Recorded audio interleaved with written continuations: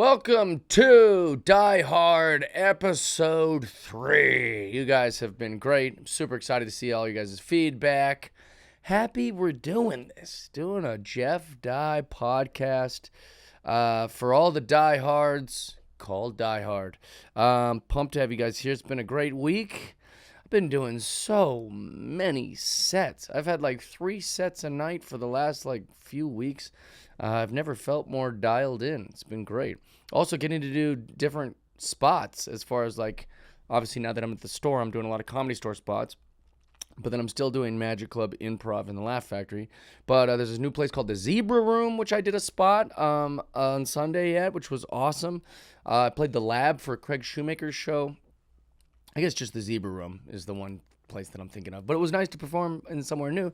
I did Ponchos also in Manhattan Beach on Monday. I love Ponchos. It's good to go to all the places. Don't get too comfy in one spot. Kind of space them out. Super happy to be here. Excited you guys are here. Let's get to business. It's just at Air One, and I am famous for crashing out about Air One. I've bits about it. I think I was kind of the first person to put it on the internet of me being like, what is this place? Now it's kind of common. You might see plenty of things criticizing the prices of Air One, but I was one of the early guys criticizing $30 smoothies. Here's my newest complaint about the smoothies. Not the price. I get it. You want like a fancy place with good ingredients and you want to, have the status. Those things cost money, You want to sit on the front of the plane, it's going to cost you some cash. So I can get my mind around a $30 smoothie at this point in my life. Or at least that people would want that. What I can't get my mind around is naming it after famous people. Why are we doing this? It's so cringy and weird. I'm like, I'll have the strawberry smoothie. And they're like, the Hailey Bieber? I was like, I don't know. I don't know what Hailey Bieber tastes like. Does she taste like strawberry? Because if she does, I'll have the strawberry smoothie. Why are we naming smoothies the Katy Perry, the Kourtney Kardashian? I'll have the Casey Musgraves. I'll have the Sabrina Carpenter short and sweet. Do you have the Sophia Richie Grangey? I don't even know who that is. I'm just reading it. Bella Hadid. None of these tell us what it tastes like. It makes no sense. I'm kind of annoyed with anything that is named after what it isn't. Why are we naming things after stuff that doesn't help us know what the thing is? So that's already annoying. But then it also is annoying because Hailey Bieber, no disrespect, probably one of the most beautiful women I've ever put my eyes on, but she doesn't do anything. She isn't like a famous, she doesn't play basketball well. She's not like a humanitarian for like children that are sick in foreign third world countries. Like these people aren't people. They're not even real people. They're getting smoothies named after them. At least athletes are still athletes, which is pretty low on the hierarchy of changing the world. But Hailey Bieber, I've gotta say this celebrity's name I'll have the Kendall Jenner. It just drives me crazy. It's probably fine. And I imagine these are all very nice people. But I was just thinking about it today when he asked me, he corrected me. I said I'll have the strawberry smoothie. And he goes, you mean the Hailey Bieber? It's like, that's the strawberry one. That's the one that's red and it's got the shit on it. Anyways, I didn't know there was avocado in the Hailey Bieber smoothie. Tell me if I'm right or wrong. Comment below. I shouldn't even have went into this. This is another one of those things where it's just you realize you're becoming old and you're like, what is this? Why is it named this? Which is fun to manufacture that type of rage for comedy and for material. But if it's actually bothering you in the middle of the day at a grocery store, maybe I'm the problem. Good news for my live shows. Separate topic. All my shows for the Comedy Mothership are sold out, even Sunday. That is incredible. I keep going to the website over the last few months, and this isn't like a thing where just every show sells out. It's pretty good to have all these shows sold out at the Mothership. Very unique time in my career where I'm able to sell out shows. It's such an exciting thing. Thank you. Oh, I like that little sound effect. Yeah, I'm pretty pumped about it. Like I was very very excited. Joe was texting me like, dude, he's like, this rules. Good job, proud of you. So I'm very very excited about that. The weekend after, since I don't need to promote the mothership shows anymore, I will be in Las Vegas at Keith Stubbs Comedy Club called Wise Guys.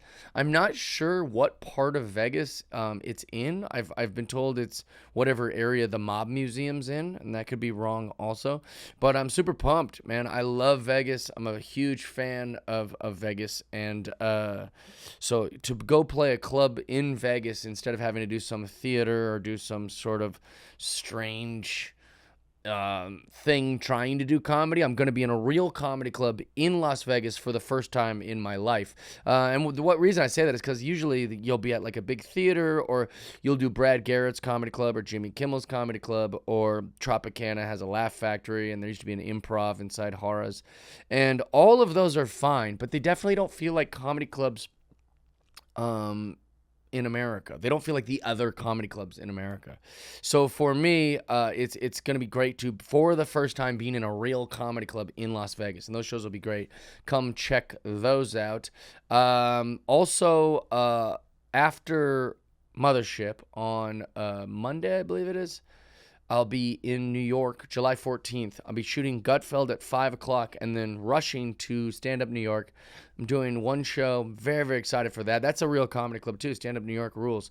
So if you guys want to see me, that's on 46th Street in New York, stand up. And then I go to Las Vegas. So anyways, I'm just throwing those out there. I'm going to be also be in Boston, Providence, Greeley, Colorado, Casper, Wyoming, Lincoln, Nebraska, Milwaukee, Houston. I got a lot of dates coming up, so plenty of times you can see me. No breaks on the horizon. People say, don't you ever get tired? Don't you ever get burnt out, Jeff? No. What is there to be burnt out from? And no disrespect to my fellow comedians who have said this. I get it. You have families. You have kids. Jeff doesn't.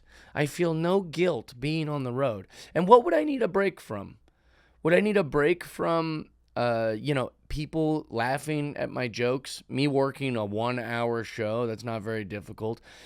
Me getting tons of attention and people buying posters and people giving me money after the show, or not people, but my boss giving me a big check. Like, why would I be tired of that? Let me just give a little shout out to all the people who work. Thank you for working. Thank you for that guy at Subway who makes my sandwich. Thank you. I love you. Thank you for your service.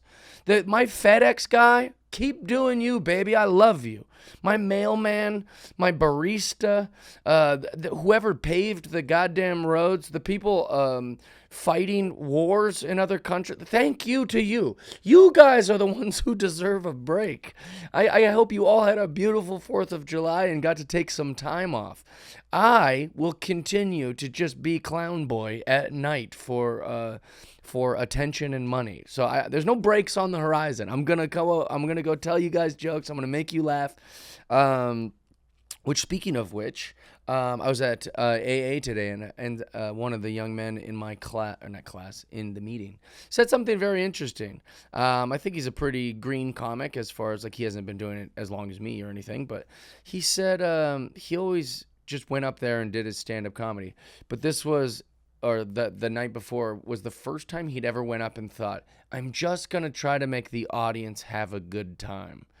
And I thought that was obvious. Yeah, that's the job. Make the audience have a good time. Make the audience laugh. And he was like, but I've never had that intention up there. I think, his intention was like to get laughs, or to like prove a point, or to seem smart, or to seem cool, or to seem funny, as opposed to just going, hey, we've got a collection of people here in the audience. Let's make them have a good night, which I think has been lost a little bit. Like, when you start merging art with stand-up comedy, like real art with like any type of performance thing, there's like these legends like Richard Pryor or Bill Hicks who were like, fuck the audience. I don't give a shit if they don't get me. They're a bunch of sheep. They just want a dick joke, but I'm a real artist. And there's nothing wrong with that. That's great. That's fun. You should want to be a real artist. But there is also the other side of that coin where they did pay money to see you, and they are an audience. And your job is to make them laugh. I mean, you don't have to sell your soul. You should keep your integrity. You should keep your artistic, integrity. But like also at the end of the day, it is a group of people that you're paid to make laugh. They are the customer. So keep them in mind. That's all I was trying to say with all this stuff about me not needing a break or me not getting burnt out. I'm pretty happy making you guys laugh, and it is my highest honor. It's the only way I can serve you guys. I don't have any skills. I don't have a college degree. I technically don't have a high school diploma. So if going to Royal Oak, Michigan, or Fort Worth, or Clovis, California is going to make you guys have a good time and we can have a good show, then I'll be there for you. I shared something recently that someone was like, you should put this on a podcast. So I'm just going to share it here. I have kind of a theory about stand-up comedy that the reason so many comics are alcoholics or drug addicts or depressed or chemically imbalanced or dependent or needy or whatever socially, whatever, or they have anxiety. I think it's because stand-up comedy, the first thing they teach you in stand-up comedy is to self-deprecate. That's the first thing they teach you, is to like self-deprecate. So if you're a bigger guy, they're like, you should talk about how fat you are. Or if you're a weird-looking person, point out that weird-looking thing. Like address it with the audience. It's like the first thing they teach you.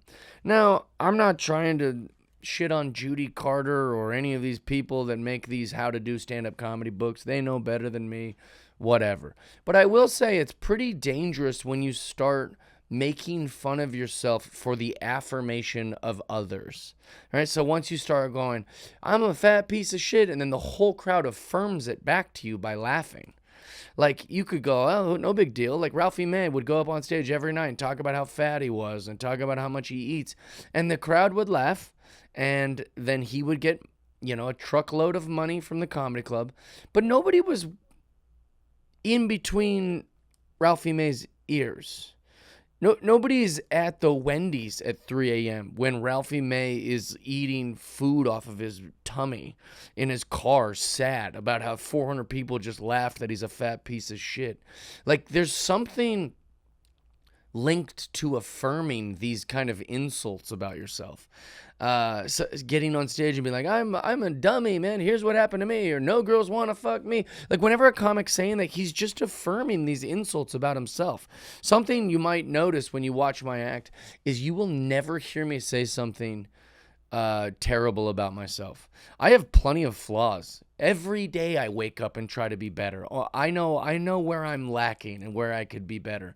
But I don't need to confess that or make light of it on stage for a bunch of strangers.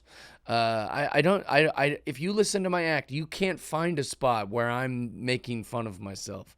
I might tease myself a little, but you won't hear me call myself any bad names. Most of my bits have been recalibrated to put it on someone else because I don't want to make fun of Jeff. Like, there's no making fun of Jeff anymore. I'm protecting that little guy little boy Jeff. I'm protecting adult Jeff too. I'm not going to get up there and just say all these terrible things. I have this whole bit making fun of women who like murder documentaries or murder podcasts or any of that stuff. That's about me. I love murder stuff, but I don't want to get up there and shit on me. So I'm going to make it about women. And how can you believe these women? Like, my $30 smoothie bit about a date I went on with a chick, that's about me. I'm the one going and buying $30 smoothies and going, man, I must be a stupid idiot to being taken for a $30 ride every time I want a smoothie. But guess what? I put it on a chick in my act because I don't want to make fun of me. I don't see any positivity I don't see how it's going to serve me to just talk shit about myself.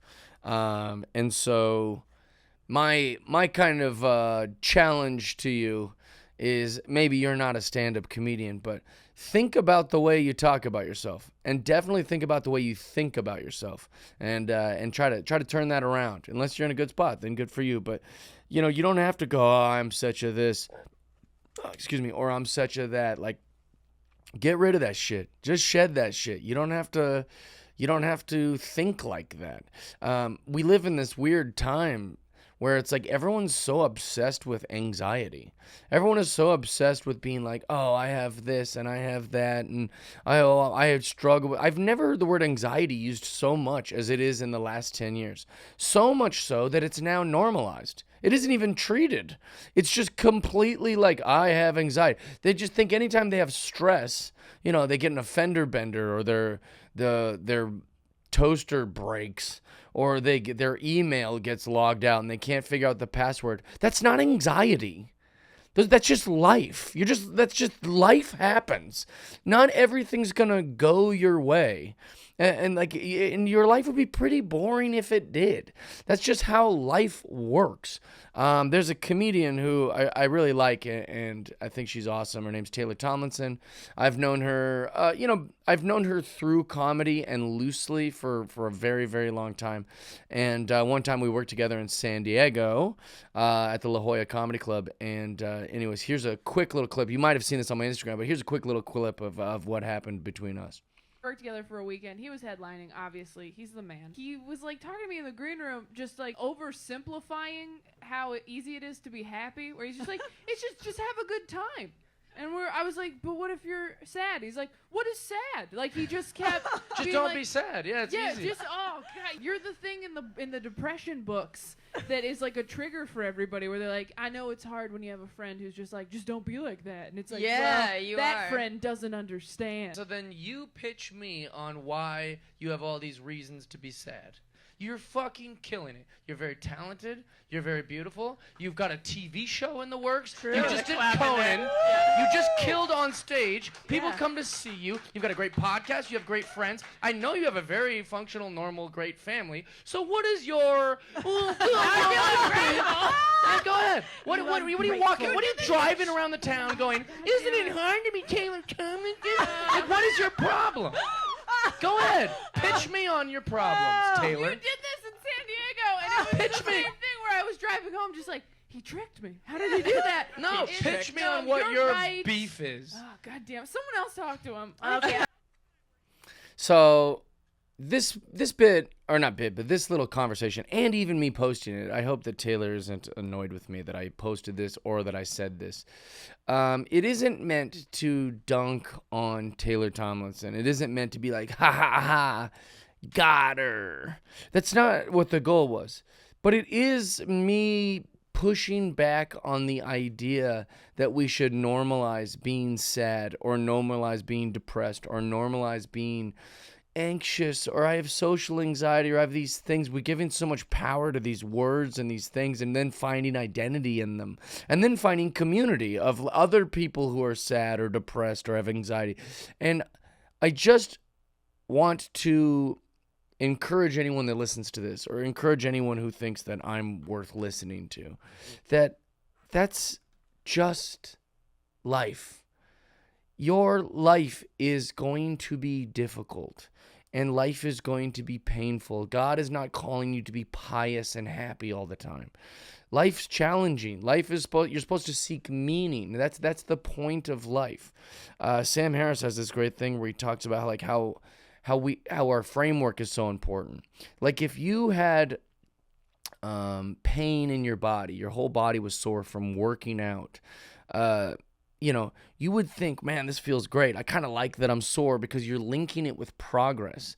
But if you had that exact same body ache from being sick or getting treatment from cancer or something, it would be intolerable.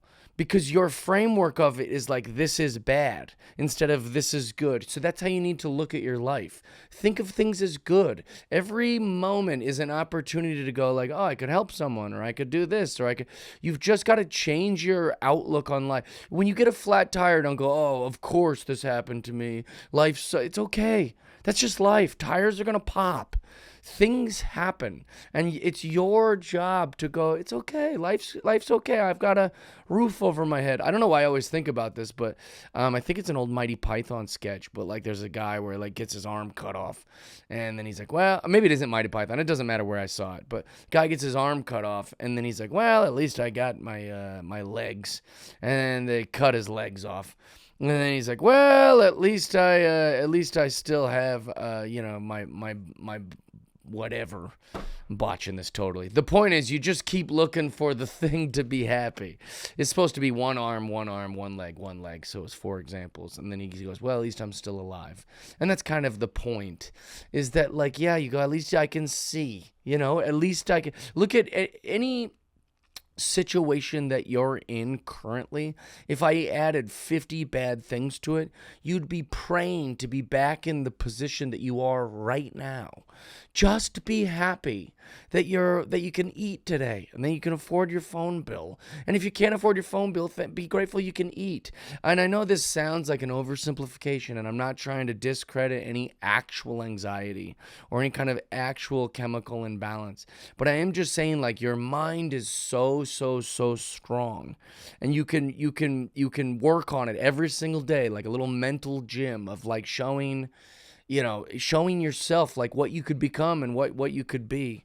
Anyways, I love you guys, and I just wanted to encourage you in that way. And if it gives you a little peek on how I think about myself and life, then I hope it helped. New segment on Die Hard. I don't know how often I'll do them. Maybe this will be the only time you see this segment. But it's called Unpopular Opinion. Some opinion I have that I'm sure isn't popular. Here's my unpopular opinion. I don't like that when a fan runs onto a field of a sporting event, that they're allowed to just spear him, or that they're allowed to just knock him out. And I've brought this up on the podcast with Josh called Everybody's Got a Price. I brought this up on my old podcast called 12 Packs. I've brought this up multiple times. I think it's ridiculous. There's an owners union, right? There's a little union to protect the owners of these sports teams. There's a union to protect the players union. Why isn't there a fan union? Something that protects the protects the fans from being treated in a bad way. The first order of business, if there was a fan union, I'd be like, you don't get to spear us.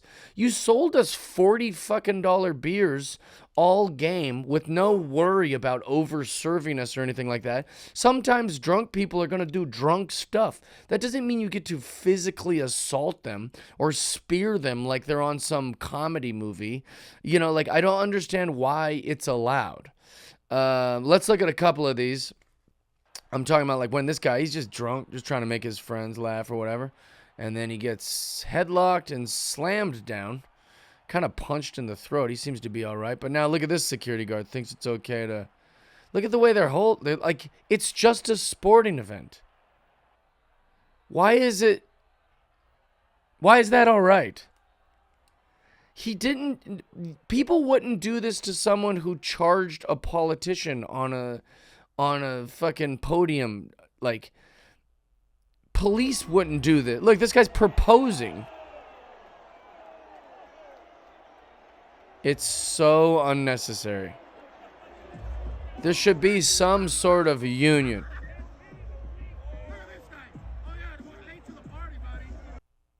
Yeah, I don't know. Here's another one. I can already tell this is going to be great. He's got something. That guy just tore his ACL trying to catch this guy. And now the players got his ass with helmets.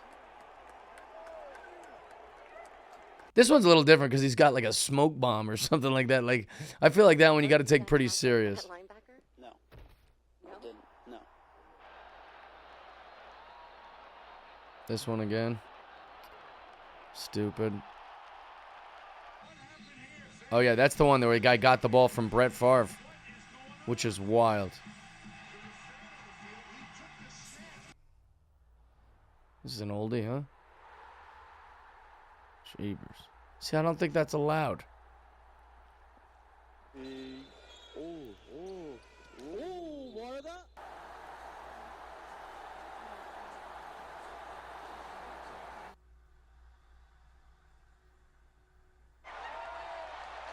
Oh, I think this guy got tased, didn't he? Yeah, what are we doing? All right, enough. Here's the thing. I get that you gotta do your job and everything, but it's not like, I think that they're like gluttonous about it. They're like, haha, now's my chance. I get to spear a guy. Well, I'm gonna make the whole crowd cheer. If he steps on the field, then we can do anything we want to him. No, I don't think you should be able to do anything you want to them just because they got on the field. I feel like it's silly and unnecessary and reckless. And also, I like a streaker. I think it's funny. A guy running on the field, I like that. I think that's kind of silly and fun. I think we're taking sports a little too serious. I know the argument is going to be, fuck around and find out. That's what happens when you do it. Also, he could be dangerous. We love these little things that you'd hear an insurance company say. Well, what if he has a knife and when has that ever happened? Let's let it happen once before that's the argument for 9 million spears. I mean, obviously, Dimebag Darrell got killed to death on stage from a fan getting up and doing it. And they still don't spear people every time they run onto a music stage. So why in sports are we just allowed to level the head off of some drunk guy? I don't understand why it's allowed. It seems very, very strange. And maybe I'm wrong, because this seems like an unpopular opinion. I'm pretty sure most people will disagree with me because they think it's funny to watch someone get tackled. Not because you think I'm wrong, but because you just selfishly want to see a guy get tackled, especially if his wiener's out. I love you guys. Thank you guys for tuning in. I would love it if you'd tell people about Die Hard, tell people about my comedy, tell people about my live dates. Bring some friends. Bring some friends to a show.